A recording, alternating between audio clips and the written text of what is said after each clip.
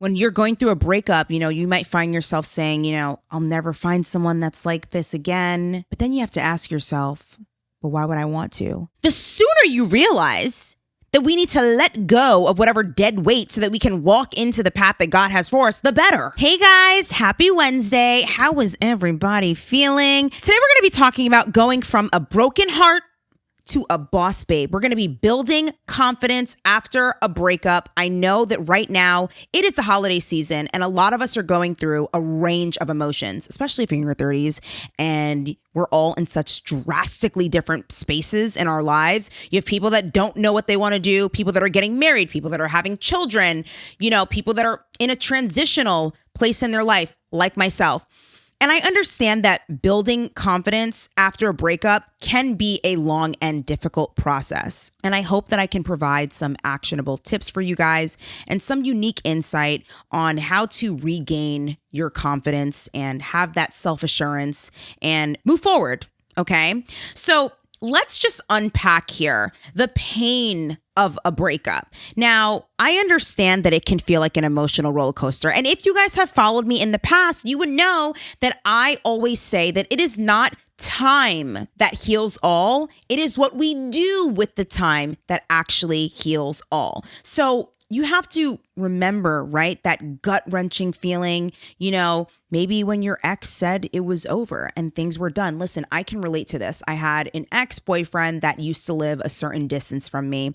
And when he broke up with me, I thought like, okay, couldn't this have been a phone call? Like, honestly, like with all due respect, I mean, you weren't even that great anyway, right? So you could have called me instead of had me driving an hour and 45 minutes for you to break up with me on your way back to my side of town because whatever, I don't even want to get into the weeds of things because I really could care less. So I say all that to say he was breaking up with me. I was so sad. I was, I always had this thing where I didn't want guys to think I was crazy. So I always really kept my emotions to myself. And I remember just holding in my tears so much that my face hurt. Have you ever felt that before?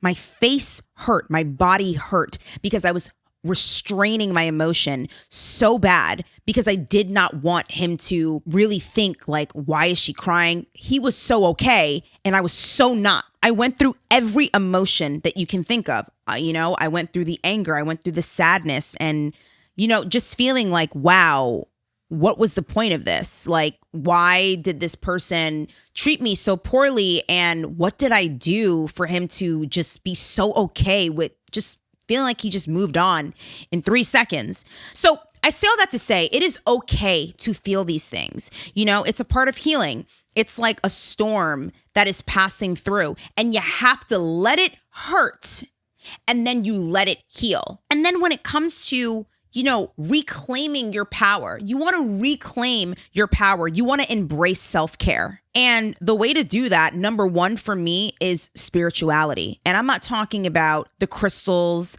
and the healing your chakras and all of that stuff. I'm talking about through Jesus Christ, the ultimate authority. I'm talking about the King of Kings and the Lord of Lords and the Judge of all judges. Okay? That's what I'm talking about. If you follow me, obviously, it's no secret. Like, I love Jesus. I'm a Christian. And I really hope that in just connecting these dots for you guys and making it relatable, that you guys understand that you can incorporate faith into things. Try reading the Bible. There's tons of Bible plans. There's tons of resources out there that make the Bible so interesting. There's the Bible Project that breaks things down into stories. And I'm telling you, I saw something the other day that really resonated with me and it also convicted me. It was talking about how we tend to overconsume a lot, especially materialistically. And I will be the first one to say that that's me too. I tend to be someone that always feels like I need gear. And then I feel like I justify it because whenever I get something, I like to give away. And I like to give away for free because it's just what I like to do. I don't like charging someone for me giving something away. And not that I'm demonizing people that do sell things, but I just don't really like to. That's my way of giving back. So giving back obviously is very important. Needless to say, the overconsumerism. This lady was sharing her insights on how when she started reading the Bible more, she actually found herself wanting things less. And that really convicted me because I'm like, listen, no matter how much I get on here and I share my insights about the Bible, and however, whether that be a testimony, whether that be like a sermon, whether that be just relating it to content like this, I felt convicted in that moment, like, all right, I can always dive deeper into my word. We all can, right? And so that is definitely a part of self-care. There's no one that's going to care for you more than Jesus because he died for us, right? That man died for us. So you can leave that dusty, crusty, musty boy alone, okay? Because Jesus, he paid the ultimate price. And I'm not saying we don't need a man, okay? What I'm saying is when it comes to caring for yourself, your spiritual health, your faith is going to get you a lot farther than I think you realize. All right. Then also, the obvious, exercising. Let me tell you guys something, okay? Can I say something? I really started doing hot Pilates. I felt it in my intuition where the Lord was like, girl, you need to sweat. And honestly, what is losing weight anyway? It's peeing, pooping, and sweating. Yup. That's all that it is. Pee, poop, and sweat. Okay. PPS. That's what losing weight is, in my opinion. Okay. Because you're excreting the toxins, you're getting rid of fat, you're whatever. I love hot Pilates. I love it. You guys know I don't do yoga, but I definitely do hot Pilates, and it is my favorite thing. I am proud to say I have gone for a week straight, and I love it. I also now, being someone that's in my 30s, but I'm fine. I really enjoy strength training. I'm learning, guys. I'm definitely more of like a lighter weight, and like I like a little hip thrust, you know what I mean? Got to keep the booty tight, right? So that's what we want to do. And needless to say, working out is a must. I posted this on my Instagram story the other day that working out really is a spiritual process. Let me know, like in the comment section down below. Working out is a spiritual process. And it is my friend Les, who does the Balanced Black Girl podcast, she posted something too that I love. She was saying that working out and showing up, even in Pilates, because she also does Pilates too, has really just shown her so much about herself. I agree. I was thinking the exact thoughts. I commented and I'm like, girl, you took the words right out of my mouth. Like, I have held myself accountable. I'm in a class at 7:15 in the morning. I would have never. And you have to know yourself too, because I'm not the type of person that wants to wake up early to be lifting heavy at 7:15 a.m. That like makes me like not feel well. Like I don't want to do that. I like something that's more low impact, but still gets a nice sweat in. I can also do cardio. I could do HIIT in the morning, but the strength training of it all is too much jarring. It's too jarring to my system. Am I the only one? Let me know in the comments. But she was saying how it has shown her on how to not give up on herself, how to show up even when she didn't want to. That is self-care. Showing up when you don't want to. That is called also discipline. Doing what you have to do so that you can do what you want to do. It's a decision. Okay. So you know that you have to take care of yourself in this time, right? So you want to exercise, you want to pray, you want to spend time with your friends, probably the people that you haven't spoken to in a couple months, right? You want to definitely lean on your community. And these little acts of self-care, they help you process your emotions, okay? They help you find a calm in the midst of the chaos when you're keeping busy by doing positive things. You're not going out and drinking and trying to get under someone else to get over someone else, okay? You're not trying to party your life away, okay? You're not trying to do that. You're not going to hop on Tinder, Bumble, Plenty of Fish, Match.com, Christian Mingle. You're not going to hop on those websites anymore to try and find someone else because that's a waste of time right now. We are trying to build ourselves up. And then you want to create a supportive environment for yourself. Surround yourself around people that uplift you. Guys, there are so many resources out there. We have now recognized the value in romanticizing our lives. It's chef's kiss. It's delicious. It's a wonderful thing. Don't be afraid to take time for yourself to heal. Nobody says, Rome wasn't built in a day. Okay. You spent a long time with this guy. Listen, half of us could barely get over a guy that we spoke to for a week. Okay. That takes like a year to get over. So imagine if you were really with someone for a year, But like I said, it's what you do with the time that determines how your process is going to go, right? You can spend a lot of time wallowing, being resentful, being hateful, or you can pour into yourself. And when you feel good, when you look good and you start to feel good and you're feeling yourself, okay? And you realize, wait a second, if I'm able to push myself to do things that are better for me, that might not feel the best in the moment, but immediately after, think about it. Working out while you're doing it, it's like if she makes me do one more hip thrust, I'm gonna lose it, okay? But then after, look at you in the mirror taking selfies, talking about Pilates. Like, you know what I mean? You know what you be doing, okay? And then when you think about it, you also want to build self-confidence. How do you do that? You're going to identify your strengths. Now, when I look back on my past, I realized that I have achieved a lot, right? I graduated college. I have my dream job. I've traveled to amazing places as well. And these accomplishments are a testament to my strength and my resilience. When I really take stock of all the things that I've been through in my life, this year alone, honestly, I can say for the first time in my life has been probably one of my favorite years I've ever had for the first time. And I actually extremely optimistic about 2025. I really, really do. I've never felt that way in my life before. This year was so transformative for me in the best of ways. It has challenged me in a lot of ways as well. So I want you to consider what your strengths are. I know a lot of people say, journal, write it down. But I don't know if you're like me. Sometimes it's a struggle to be consistent with writing it down. I got me a little 5-minute journal, and I do swear by it. I think it, even though we shouldn't swear, but I do swear by it. And I do think that it really, really works. I know that it really, really works. And just practicing that gratitude. And, I really give it all to Jesus. You know what I mean? My gratitude goes to him, nothing else. But getting into that practice and understand the science of what that thing pushed me through, even real estate school. Like I was consistently writing in that and writing down what, I was grateful for, what, I was hoping how the day would go and, checking in at night with myself. It works regardless. But also do not underestimate, the power of our thoughts and considering what our strengths are, considering what our achievements are, and remembering the amazing person that you are. Men do not define you. Being in a relationship does not define you, especially if you're someone like me right now in your 30s where everyone's, it feels, right? Like, oh my gosh, you're having babies. We're getting married, all the things.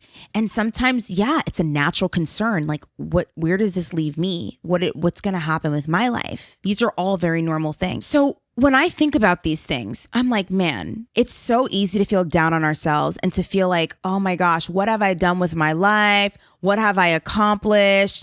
Who am I without this relationship? Because honestly, the we becomes an I now. And you have to rewire your entire brain, rewire your life, rewire your activities. You're going to go through a lot, but I want you to know that it is okay. It is normal. And that this too shall pass. Nothing lasts forever. That's the good and the bad. And that's also an amazing thing, is that it's not going to last forever. And I know that when we are in the midst of certain storms, it can feel like this is the end of me. We've all been there before, and feeling that uncomfortability. But when you rest in that and you sit in that and you surrender to that and you're like, listen, you ever get to a point that's so low where it's almost comical to you? You just look at yourself and you start laughing in the mirror because it's like at this point, we can only go up because it doesn't get any lower than this. Can I get an amen? Okay. So I want you to reframe what your narrative is. Shift your perspective. Now, how do you even really do that? I'm going to go off and say, you guys know, I'm going to bring it back to the Bible. Because even it says in Ephesians, right? It is in Christ that we find who we are and who we are living for, what we are living for. That's where your identity comes from. See, when we look to the world to try and find who we are, you're not going to find it. And that's why we find ourselves on this perpetual cycle and this hamster wheel of trying this and it works for but so long. And then we're back where we started and we're blaming it on the retrograde and because the moon is in this sign and yada, yada, yada. No, that's where you're placing your identity. And that's what you're going to see the manifestation of. But when you really, rest and surrender your life to Christ and you realize all that's good and perfect comes from God. Yes, he allows certain storms to happen. When we even look at Job in the Bible, where God allowed the enemy to, attack Job in affliction in his body and all the things. But Job still stayed faithful to the Lord. His wife was like, you should just curse God and die. And he was like, no, I'm not doing that. And he stayed so faithful that God gave him double for his trouble. What if we did that? What would it look like if we didn't give up? What would it look like if we stuck to this positivity of saying, you know what, God, I'm going to trust you no matter what it looks like. Having that faith, it is not fear. That's the opposite. It is sight. What does it look like if no matter what because listen, let's keep it real. A lot of you will see the signs when it comes to being in relationships and that the ending is near and you'll have faith. Anyway, you see how that works? See, we put our faith in a lot of things, but not the right things. And just like how with working out, it feels like, oh my gosh, like now I realize how far I let myself go. This is painful. I don't want to do this. I'm trying to look for any shortcut I could possibly have. Maybe you're spiraling downward because you feel like, you know what, it's not even worth it. We go through all these processes. And, if you find yourself still pushing yourself to get it done, that's the muscle that we have to exercise when it comes to practicing our spirituality. I don't think we realize that we tend to put our faith in a lot of things and we don't even realize that that's actually faith. Maybe, just maybe, if we directed that toward the right thing and stuck to it long enough where we can see the manifestation of the abundance that God has for us and that all that's good and perfect comes from him, what would life look like? When you're going through a breakup, you might find yourself saying, I'll never find someone that's like this again. But then you have to ask yourself, but why would I want to? Especially in my case. I knew, as soon as that situation was done, yes, I cried. Okay. Truth is, I cried. But I realized at the same time, I don't want to replicate that clown again. Listen, I'm not bitter about it. A clown is a clown is a clown. He was a clown. End of story. Still is a clown. Do you understand? He's still in a circus. It is what it is. Why would you even want to? Listen, in life, we have to understand that at the end of the day, what's meant to be for you is for you. The sooner you realize that we need to let go of whatever dead weight so that we can walk into the path that God has for us, the better. So you know what you say when something does not go maybe the way that you anticipated? God, I thank you. And it's like, wait, what? Why am I praising God for this disappointment? Because I'm telling you, you put a praise on it like Tasha Cobbs and you're going to really see something shake and move.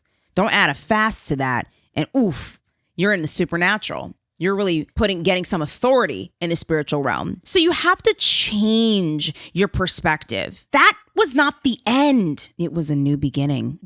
The thing is too, like, again, this is about perspective. You have to really think, dang, what else is new? Like, wow, God, thank you for revealing to me that friendship wasn't going to work. Even that friendship breakup, that was not going to work for me.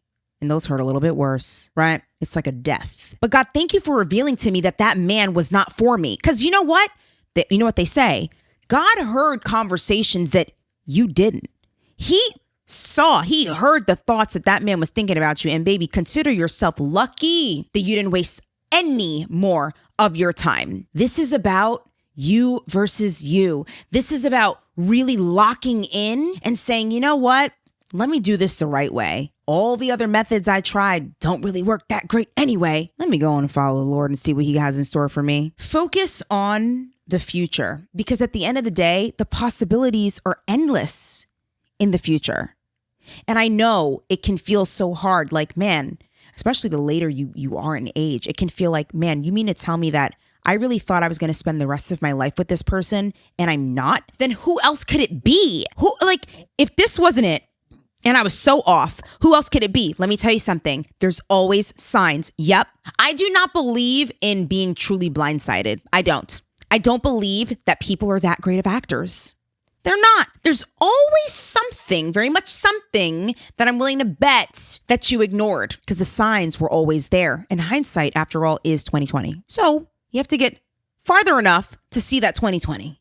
to get to that hindsight, but it's always there. It's never a shock. People show you who they are, but you have to believe them. And lastly, the point that I want to touch on is moving forward with confidence.